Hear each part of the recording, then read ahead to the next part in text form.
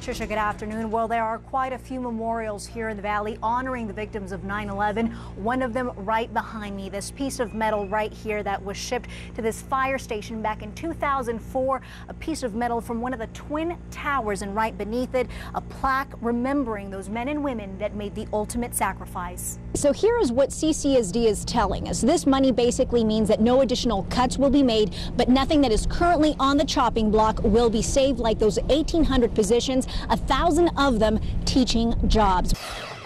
That's right, Steve. These suspects definitely not the sharpest tools in the shed. As you can see right above me, the ceiling is completely covered with surveillance cameras. Hi, good evening, Nina. Well, it's official. Republicans have taken control over the House of Representatives, but out here in Nevada, it's still a battle for the 3rd Congressional District. Trisha, good afternoon. We're a couple hundred feet away from the crash site. I'm going to go ahead and step away so folks at home can get a better look at what's going on right now. The airplane has been removed, and it was shortly after those robberies were committed that a Metro Police patrol unit spotted the suspect's vehicle. They tried to stop it. When the driver wouldn't pull over, they had no choice but to chase them down.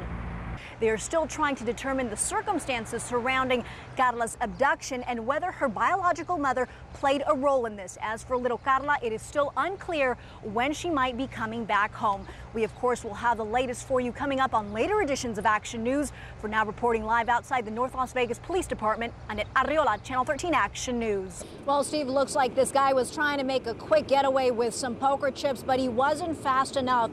Metro Police tells us that a man wearing a gray hoodie with some dark colored pants walked into the Stratosphere last night around 11:45 p.m. He made his way over to the poker room, jumped over a counter, trying to get access to the chips and cash. But before he even was able to get his hands on the loot, he was confronted by a casino employee and left soon after that. Now, this is the 3rd casino robbery in 4 months. Experts really don't view this as a trend, but rather a few isolated incidents where criminals still think they can make this sort of MO pay off. It's 6:37, 72 degrees outside. It is going to get pretty hot out there, so if you're going to do some errands, do them pretty early because we are going to reach triple digits. Well, if you were wondering just how effective mammograms are in detecting breast cancer, the man accused of ripping off the Bellagio while wearing a motorcycle helmet says he didn't do it. Anthony Carleo pleaded not guilty today to 7 felony charges stemming from the armed robbery at the Las Vegas Strip Casino back in December. Well, the chaos in Egypt has also sparked demonstrations right here in the Valley.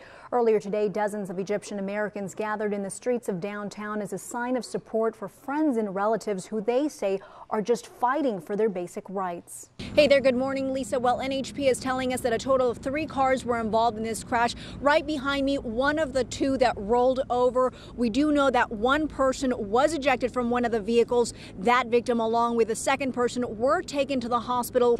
A caravan of cars parked outside this city stop. Moments later, a swarm of people rushes through the door. Some of the suspects try to distract the employee while the rest of the mob heads straight to the coolers. This was probably 60 or 70, 18 packs, 35 people, 2 hands, 2 trips. With over 40 years of experience in the convenience store business, owner John Athey says this was no typical beer run, and the employee, clearly outnumbered, watched simply in shock. He did exactly what he was supposed to do. He tried to remain calm. The suspects pocketed everything they possibly could with complete disregard of the cameras catching their every move.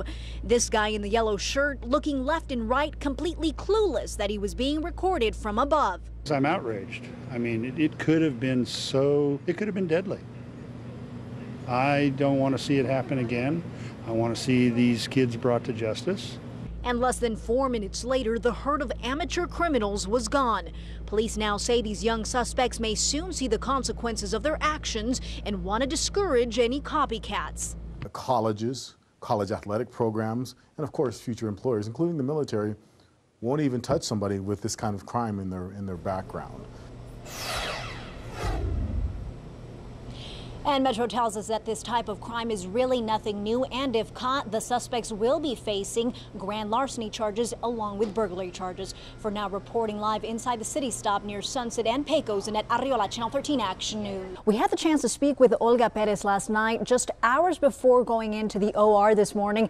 She told us she thought about all the possible complications, but in the end, she knew this was the only way she could get her life back. Olga Perez is 31 years old and fighting to survive. He said we have to do MRIs and CAT scans, and that's how they found the tumor. She can barely walk as the tumor sits on her sacrum, or more commonly known as the tailbone. A wife and mother of 3, one with special needs, Olga was devastated twice, once by the diagnosis and then after being told there wasn't much doctors could do for her. They started with radiations because there was no surgeon here in town. After working and living under excruciating pain for almost a year now, her prayers were finally answered. I wanted to hug him. I was like, thank you. Finally, I found someone. Dr. Yevgeny Kafkin, a neurosurgeon from Chicago, moved to the Valley this past spring.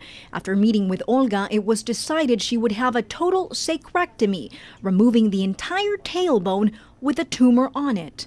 We essentially disconnect the spine from the pelvis, so there wouldn't be any connection between the spine and the pelvis. Then obviously we have to put this back together. We have to reconstruct that.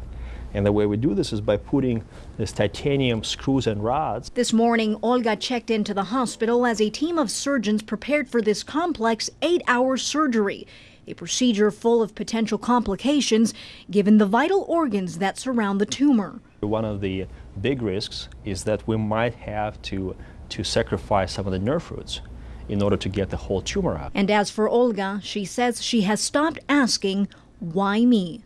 God gives this test to strong people. I know I'm strong. Before Dr. Kafkin moved to Vegas, patients requiring this type of procedure would have to travel to San Francisco to be treated. Now, doctors tell us nerve damage could leave Olga with some weakness in her legs, but if all goes well, she should be able to walk, of course, undergoing some therapy. Well, the question, how many surgeons actually perform this kind of surgery throughout the nation? Well, Tricia, interestingly enough, it's about a dozen surgeons, wow. Dr. Kafkin among them. We made some calls right now, and Olga is still in surgery. You'll let us know how she comes Absolutely, through. we'll be following up on this. Okay, Annette, thank you very much.